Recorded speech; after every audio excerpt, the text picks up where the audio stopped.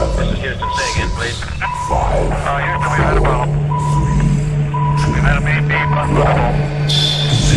Roger, main B undervolt. Okay, stand by at 13. We're looking.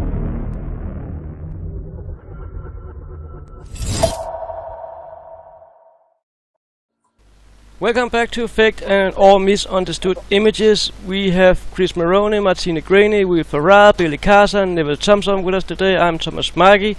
Martine has brought up a picture from PDS Soul 853, the mass cam, and a picture from Burns Cliff, and two more. We're just gonna start with the first picture. Martine, what can you tell us about that picture you brought up here? Well, this one just sort of hit me in the face when I first saw it. I couldn't work it out. I thought, well, first of all, try and decipher whether it's bad stitching, but there are no lines following off from this at all. It looks to me that it was picked up and probably dropped somewhere else, but it was cloned and accidentally dropped here, and it was completely overlooked. Everything about it just... You can tell that it's totally incorrect. The straight line down on the left-hand side of the sand area. There's no shading there. It's not lying on anything. It just looks like it's floating in midair. You know, since I've noticed so much cloning going on, it does tend to sort of jump out. Just below that image, there's another one. I spoke to Nev about this yesterday, and I was surprised to find out that it's only over a few inches, this. I still don't think it's a stitching error. Now, this is the Burns Cliff one that was taken by Opportunity, and you can see where there are areas that have been repeated not 3 but 4 times, and also there are arrows pointing to more repeated areas above it. But there is no indication of this being a stitching error. But why that should have been, those areas should have been cloned for such a small area that we're looking at is beyond me. I don't understand why, unless there was something like inscriptions or something on there. I can't understand why they would have taken the trouble to have cloned for a small area 4 times. It's just to go over to the other one. I've got to move on mine. Okay, so the next page I've got, this was actually Neville's find originally, so he doesn't mind me actually speaking about this. It's taken from Apollo 14, and it is a rock that is about 1 foot to 2 foot long next to one of the astronauts standing nearby, and for some reason this small rock has got 1, 2, 3, 4 cloned areas, repeated areas on this, and again this is definitely not a stitching error. Why such a small item should have had these cloned areas on is beyond me. Then we move down to the final 2. Is simply, it annoys me intensely that this awful sepia colour that is over everything and just disguises and camouflages so much detail in the images. I can't understand why it is so simple to just do an auto adjust and you get the detail coming up through the sepia, this awful sepia layer.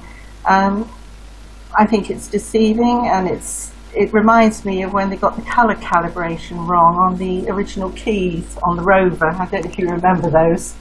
The colour calibration was completely out, wasn't it? But I just wanted to make a mention about, you know, people talk about Photoshop being used, and those of us that have had experience doing photo editing are well aware that if we know of these things, then definitely NASA JPL do. And with these tools that are available now, it can be virtually impossible to prove anything is 100% fake or vice versa. And if anyone, I believe anyone that has the time to put into it, and has the skills, then there is no telling, really. You know, it can be so cleverly done.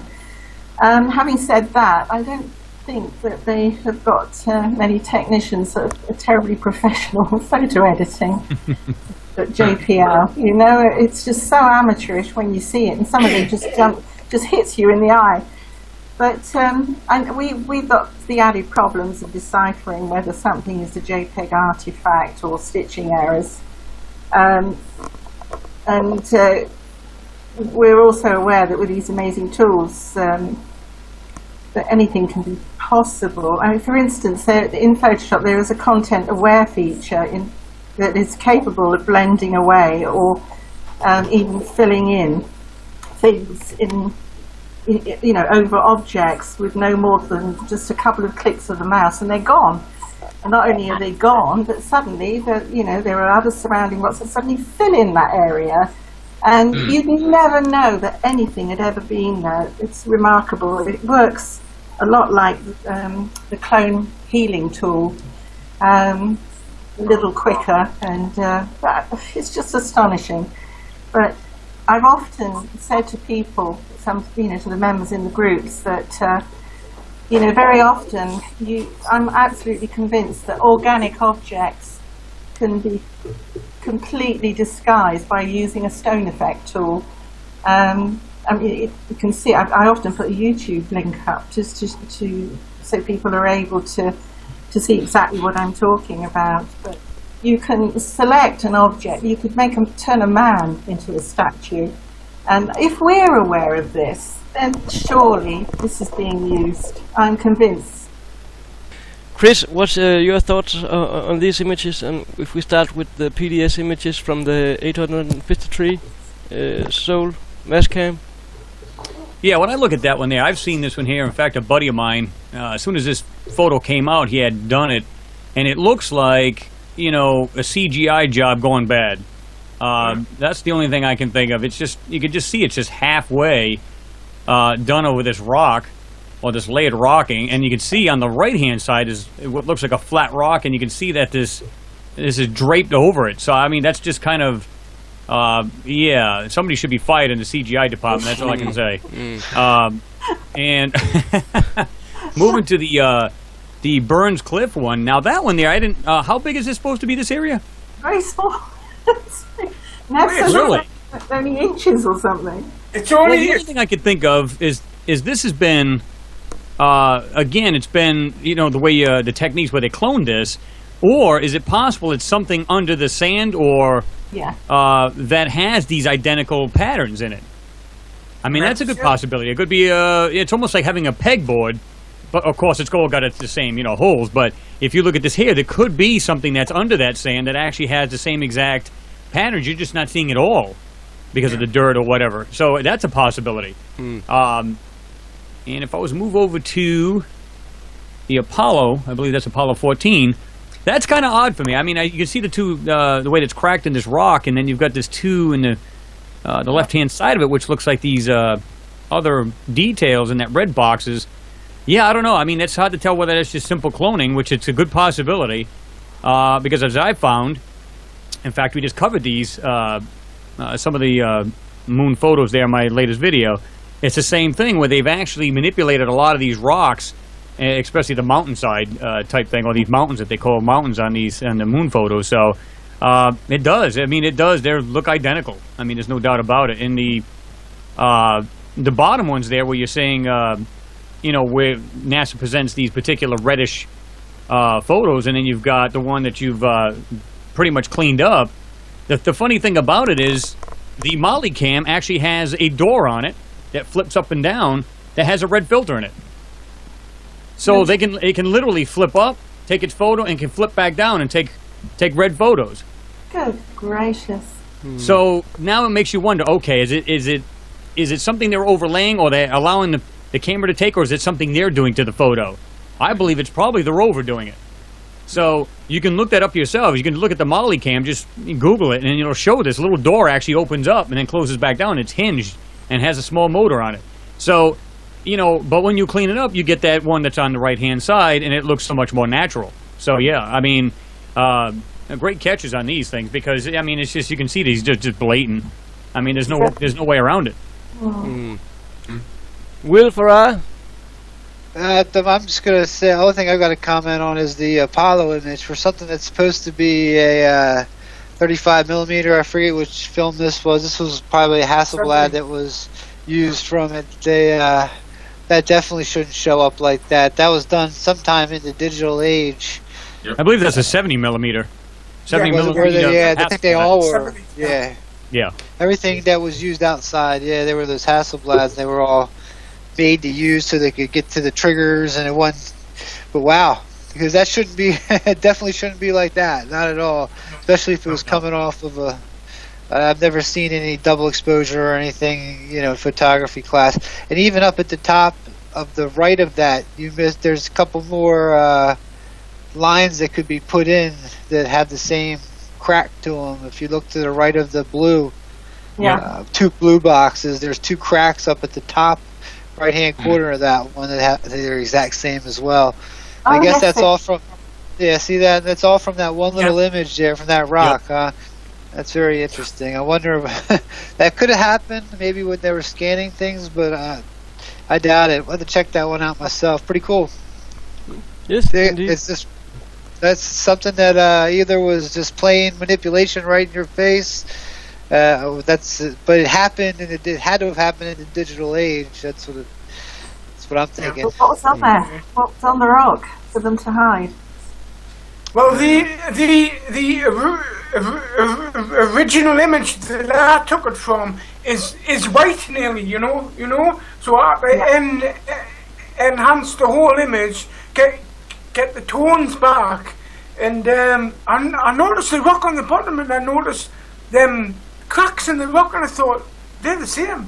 And then once I noticed them, I noticed the other small things as well, But I'm thinking when these images were first shown, the only place they could have been shown is maybe in a newspaper or something, and nobody would have noticed them. Nobody would have taken the time to really have a close look. It's only now, since people have got home PCs and the software to actually look at what's being done, that people are beginning to notice them, Exactly. So I don't know whether it could have been done on the original or it's actually been done since they've been put on the net. I believe they would have had to have been done since they were put on the net.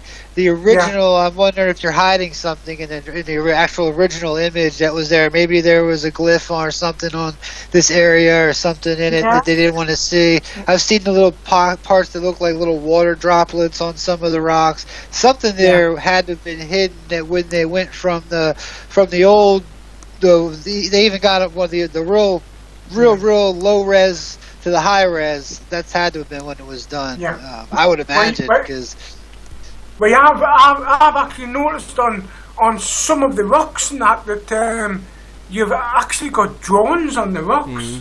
Drones. I was just thinking of that also. And stuff like that. And on the ground as well. The ground is covered in drones and like shapes and stuff like that. So that's maybe why they keep the ground as light as they can, so that they can't see what's on the ground as well, Yeah, they'll wash out a lot of that. They'll wash it out so it looks like a 2D as opposed to a 3D. Yeah, that's true. Yeah. Billy Carson, I would like to hear your thoughts on it also. Yeah, definitely. I'll start with the Apollo 14 since we're still talking about this one. I know back in the day, before I even had a PC, when I used to have to edit some documents from a company that I used to have, whiteout, it wasn't good for big areas of the document. So what I did, I came up with the idea one day to take a duplicate of the document, make the change on another sheet, cut that piece out, and then paste it over the area I want to change on the other document. Then I would photocopy it, and it would come out with the change. and then I would just duplicate that over and over again. This almost looks like a cut and paste of one part of the rock that had that symbol or that crack on it, and they just pasted it, so they covered up the whole anomaly or whatever they're trying to hide, obviously on this particular rock. Because a lot of the moon images that I've got from Nev, I see a lot of crazy, I don't know if they're drawings or etchings or carvings or whatever, but they're everywhere. And this could be one of those rocks where they're just trying to cover everything up. Or is it a NASA technician or a JPL technician or whoever was in charge of this trying to say, hey, look at this.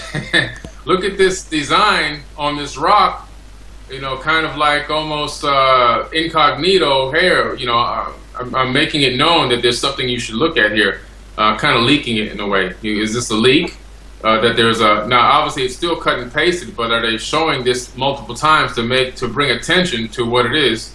We don't know, but for sure we know one thing: it's obviously obfuscation. It's covering something, and it's it's just a shame that we're living in a great time because we're living in an era of discovery where we're actually conscious enough and have enough technology to discover and find these things, but at the same time, we're so cutting edge with this. We want more and more. We want to really get down to the truth. We want the disclosure to come. So at the same time, it's exciting that we're finding all these things. Also, I have this high and I had to have the low where at the same time I'm like so frustrated at times that there's so much obfuscation, there's so much being hidden, there's so many lies. The rabbit hole is so deep, you never know really if we're going to get a full or true disclosure.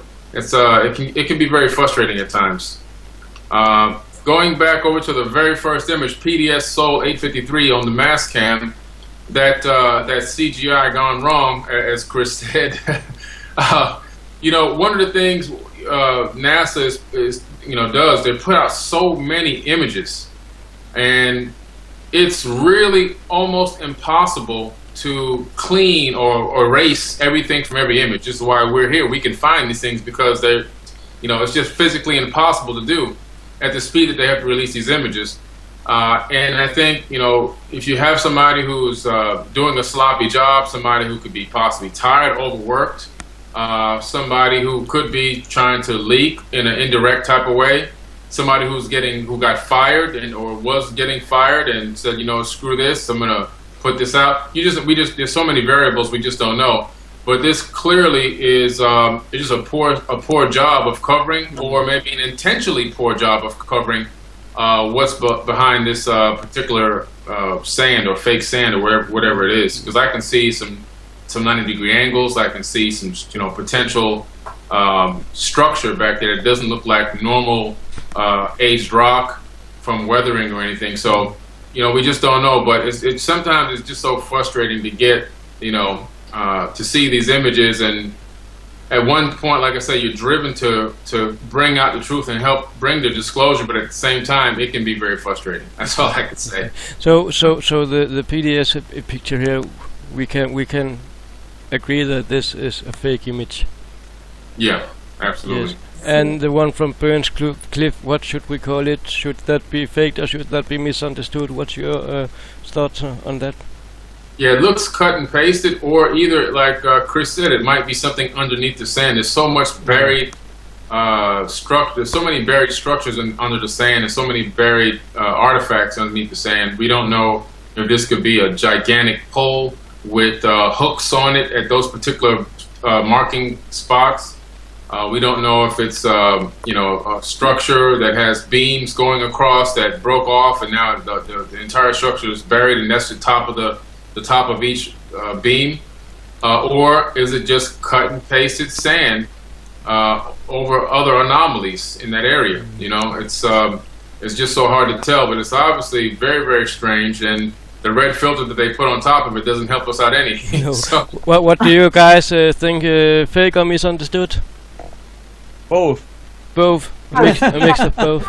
Well, I mean, because it could be both, yeah. It could be. it just really leaves you indecisive. Yeah. I mean, Yeah.